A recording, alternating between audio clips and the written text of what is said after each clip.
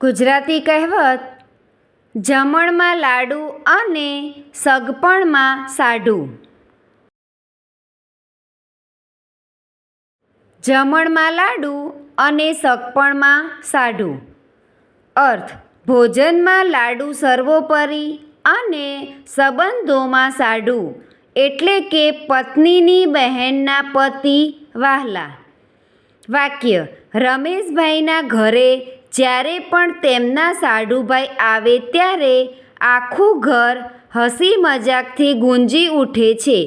એટલે જ વડીલો કહી ગયા છે કે જમણમાં લાડુ અને સગપણમાં સાઢું. Thank you friends. Please like, share and subscribe.